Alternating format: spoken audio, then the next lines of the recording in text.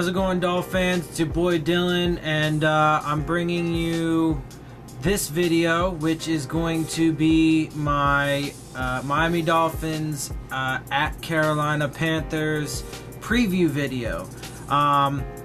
So having said that, there's a couple articles that I related to that I'm gonna read for you first, and then I'll give you, what I'm looking for and stuff. So to start with, from 247 Sports, how the Dolphins have changed since last game versus the Panthers. On a Monday night game at Bank of America Stadium in Week 10, the Carolina Panthers mopped the floor with the visiting Miami Dolphins. Facing a Dolphins team that had stumbled in the first half of the season following a playoff appearance in 2016 and had just traded away their star running back, the outcome of the Panthers' primetime appearance was never in doubt as they put up a 45-21 drubbing in the Dolphins. Friday night, the Panthers will once again host the Dolphins as Carolina hosts its preseason home opener. Though the games currently do not count for either team, it should be noted that the first team Dolphins the Panthers will see Friday are hardly the same as the ones they pummeled into submission in 2017. The Dolphins are very much at work in progress as head coach Adam Gase tries to instill the same sort of culture of discipline that Ron Rivera has been so successful in implementing in Carolina. When Dolphins running back Jay Ajayi was traded to the Philadelphia Eagles midway through the 2017 season, the move served as a sign of things to come for Gase. With the coming of the offseason, Gase exchanged some star players who did not fit in his grand vision for Miami in exchange for veteran players who have proven themselves both on the field and in the locker room. Star wide receiver Jarvis Landry was traded to the Cleveland Browns, center Mike Pouncey was let go, and all-pro defensive tackle Ndamukong Suh was released 3 years after signing a major free agent contract. In their place, the Dolphins signed Frank Gore, an ageless wonder at running back, and former New England Patriots wide receiver Danny Amendola. Other new additions to the Dolphins include first-round pick safety Minkah Fitzpatrick and promising linebacker Jerome Baker. In addition to their new players, the Dolphins have also gotten back their starting quarterback. In 2017, the Panthers went up against Jay Cutler, who served as the Dolphins' substitute quarterback after Ryan Tannehill was lost for the season due to a knee injury suffered in training camp. Now Tannehill has returned to his position at the head of the table for the Dolphins' offense. Speaking early in the offseason about Adam Gase's objective for the moves that he has made was simple: eliminate the elements of immaturity and dysfunction that allowed teams like the Panthers to walk all over the Dolphins, and instead replace it with a culture where players are held accountable by those who know what it takes to have a winning team. I am not hoping the culture will improve, said Gase, as reported by Adam H. Beasley of the Miami Herald. I know it's going to be different. You have some alpha dogs who are not going to accept a lot of the shit that has gone on. Based on Dolphins training camp, however, it appears that the team still has a lot of work to do. A report by Omar Kelly of the South Florida Sun-Sentinel states that Dolphins practice on Monday featured 4 different skirmishes, including a massive brawl where defensive tackle Gabe Wright took a cheap shot at running back Kenyon Drake while his back was turned. Wright was cut by the Dolphins shortly afterwards. Based on the lead up to their road trip to Charlotte, it appears that the Dolphins still have a lot of work to do in establishing a culture of alpha dogs, one that the Panthers have had for years. Okay. And let's see, we have a article from NFL Spin Zone, 3 things to watch in preseason week 2. There are a few things to watch as the Miami Dolphins visit the Carolina Panthers in week 2 of the 2018 NFL preseason on Friday night. Defensive rookies need to make some plays and prove their worth. There's a nice quarterback battle brewing between the 3 backups, and rookie running back Kalen Ballage has value, but he needs to show why he should be the 3rd down back. Here are the 3 things you need to look out on Friday from the Dolphins. Keep an eye on defensive rookies. The Miami Dolphins are looking to find the right pieces for Matt Burke's defense. While Burke is looking for the cornerstone to build around, the Phins selected 2 important pieces in the 2018 NFL Draft.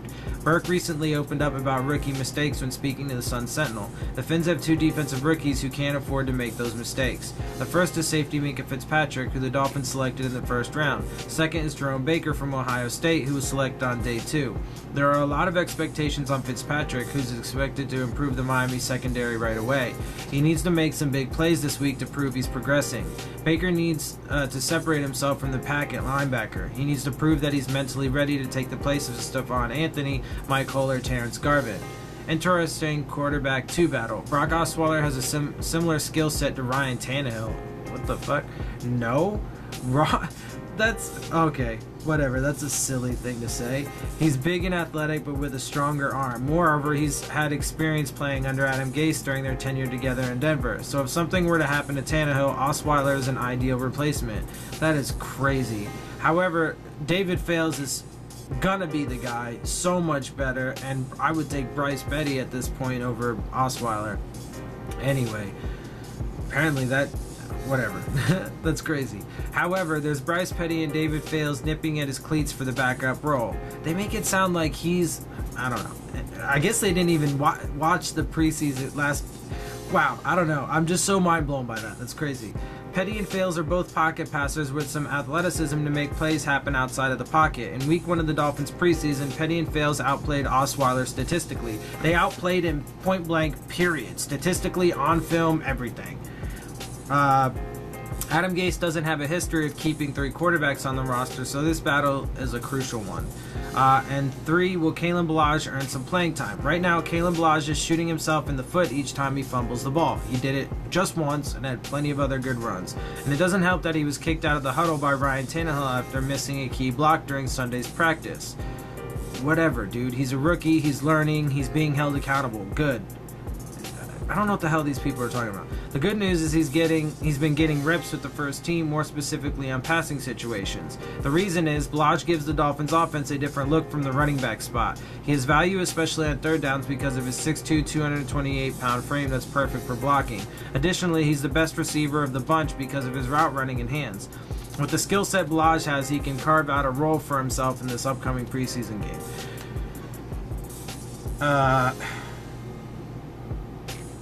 Okay, well those are the articles. Apparently they don't know that Ballage is currently in the concussion protocol and he won't be playing, odds are, tomorrow. But hey, whatever, you know. It's just so funny to me how people say all this stuff about our team when they apparently just don't even really know what the hell they're talking about. It's crazy. Anyway, so for me and what I'm looking for, first and foremost, and I know that this is a very generalized, comment or thing to be looking for, but I just want to see improvement. I want to see them do better. I thought overall, the entire team from first unit all the way down to the last man did solid overall against the Buccaneers. Obviously, there are plenty of things to clean up. They need to cut down on pre-snap penalties or penalties, period. They need to move the ball more efficiently on offense. They need to stop the other team from moving the ball on defense. Those are broad strokes. So, but getting into it a little bit more specifically, obviously we're going to see the first team more this time, probably for a series or two, or probably, for a couple series. Maybe an entire quarter if we're lucky. I'd like to, but the coaching staff will obviously decide. So for me, I want to see Tannehill's progress. I want to see him continue to be mobile. I want to see him move around, and I just want to see him get back to, he looked pretty good. I want to see, in the last game, I want to see him build on that and get back to where, I think he's pretty close to where he was already from 2016. So let's get the rust, the live game rust shaken off, and let's get, back to where he needs to be. I want to see the offensive lines, all of them, continue and improve upon their, protections and ability to open holes. I thought they did pretty solid with that last week. I was pleasantly surprised with that last week, so I want to see that continue. I'd like to see a little bit more production out of the tight ends this week. AJ Derby's back. He had a foot issue, but he's back, so he'll probably be playing. But Marquise Gray probably won't be playing because he is also in the concussion protocol. But I would like to see a little bit more production out of the tight ends. I want to see more from Gesicki, obviously. Ballage isn't going to play, but, and Gore may not end up playing. Who knows? Frankly, I don't really... no pun intended, Frank, I don't care about Gore. I'm not worried about him. We can keep him fresh for the year and I'll be happy with that. I do want to see more with these wide receivers. Devontae Parker's going to be out because he's got a broken fucking finger. Great. It is what it is. Kenny Stills, his ankle is a little tweaked, so he may or may not play. It's possible he doesn't, but if that's the case, then Jakeem Grant and Albert Wilson will probably be stepping up in the first team. I'd like to see more out of them. I want to obviously like to see these wide receivers progress. Isaiah Ford did some good things. Francis Owusu did good things last game. I'd like to see them and see how they do, if they can keep building on that and make more plays. And then maybe Rashawn Scott and Drew Morgan and Malcolm Lewis, see if those guys can step up a little bit just in case, Parker doesn't pan out this year and we end up, at some point getting rid of him or trading him or whatever. We need players that'll be able to step up. Or if anybody does happen to get hurt, we need players that can step up.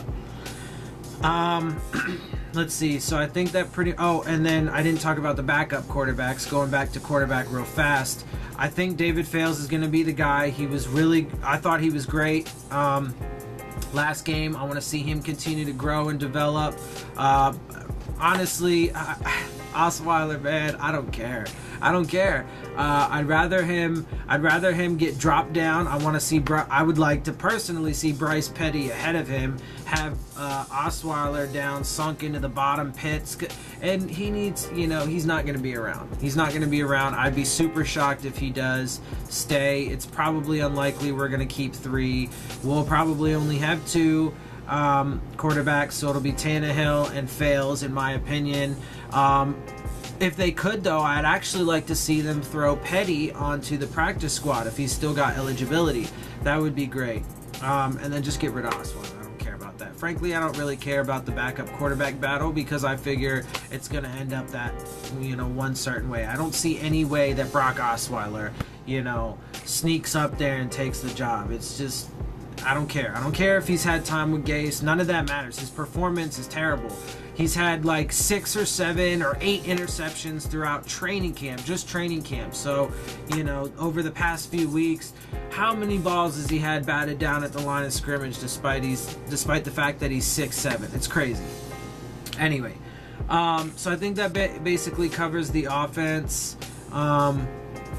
Going to the defense, I thought that overall the defensive line, all of the units were solid last game, but I do want to see more out of the first team guys. Cameron Wake obviously didn't play last time. He may or may not play this time. We'll have to wait and see. But I do want to see, so obviously that's part of the reason why the first team guys didn't, he wasn't representing the first team guys last game, and maybe he will this time, but I definitely want to see more out of them. They weren't really getting as much pressure as I would have liked, as I would have hoped. They started getting more pressure as they got into the second and third teams, which is good from the perspective of that shows that we have depth on that defensive line. But our top guys need to perform. But I suppose at the end of the day, whoever ends up performing the best will be with the first team. So, but as we know, they're going to be rotating a lot. So I'm actually really overall encouraged, but I do want to see more pressures out of them this week, especially with Cam Newton. I mean, he's a really good quarterback, and he's a bit more mobile than some, right? So, he's not the most mobile quarterback anymore at this point, but he's definitely more mobile. So we need to be able to contain him. We need to be able to stop the run. Run is something that we've been having trouble with the past few years. So I want to see them build and improve and step up a little more. The linebackers overall I thought did really well last week. I want to see a little bit more out of Raekwon McMillan. Jerome Baker I thought did great, so I just want to see him continue to build. And I just want to see, honestly, I just want to see continued growth and development out of that entire unit. And obviously, like I said, we need to be better at the run, so they need to make sure that they're filling their gaps. Those runs that they had for touchdowns, their first 2 touchdowns, the Buccaneers last week, on the goal line, they could have and should have been able to stop that. So we need to absolutely improve upon that. The secondary, I want to see them play tighter coverage. Obviously, there's been some doubts, I guess, about who's going to be that starting cornerback opposite Xavier Howard. They've been using McTyer and Tankersley and Lippett, but apparently they're not really happy. I don't know. Maybe, it could have just been a ploy, this whole, we're looking for a cornerback just to kind of, light the fire under those guys so that way one of them, emerges. Maybe it's not so much that they're dissatisfied with the cornerback play as it is they're dissatisfied with the fact that nobody has separated themselves to be the clear-cut starter. Now, obviously, Bobby McCain has been taking reps out there. I personally still think that he's going to end up being the nickel. But, there could be packages and situations where he does end up lining up on the outside and, Fitzpatrick gets to play in the slot. Speaking of Fitzpatrick, I thought he did really well for his very first game, his very first action. So we need to see him be a little bit more impactful. We need to see him keep growing, developing, improving. He's doing great about, calling back there, getting guys lined up, helping with communication. Nick Saban gave him some of the highest praises he's ever given a player, ever. So, and he's bringing that. He's bringing that leadership and the playmaking and ability and versatility and all that stuff. So we want to see him continue to improve and grow. Rashad Jones didn't play last week. He may or may not play this week. But, obviously that secondary does need to tighten things up. But also to keep in mind that last week, our schemes were very simplistic as well. They didn't do, all that much crazy stuff, particularly on defense. So, that obviously has a lot to play into it. And then obviously it's the preseason. So they're rotating tons of guys in. They switch between first unit, second unit, third unit, blah, blah, blah. But like I said, this week we'll probably get to see, hopefully, I would like to see a good, full quarter of first team guys. But we may not get to see that much. I guess it kind of depends on how things play out. I definitely want to see us score with the first team. I don't want to see us, end up having to kick a long field goal and then miss it. But speaking about that real quick, our kickers, they definitely need to pick it up. They've been solid overall and they've been trending up, but we definitely need to see them get more consistent. We need to be able to see them make those, those long kicks. Like Jason Sanders missed that 53-yarder. We need to see him make those, because games could come down to it. If he would have made that kick, we possibly could have won that game. So obviously there were tons of other things that could have changed the outcome of that game, but as far as the score goes, but we want to see that. But like I said, we want to see the first team offense score, and we want to see the first team defense prevent them from scoring. The Panthers, they're a good team overall. On offense, they got Cam Newton, they got McCaffrey, good Lord, I think Ginn's gone. I think Kelvin Benjamin's not there anymore.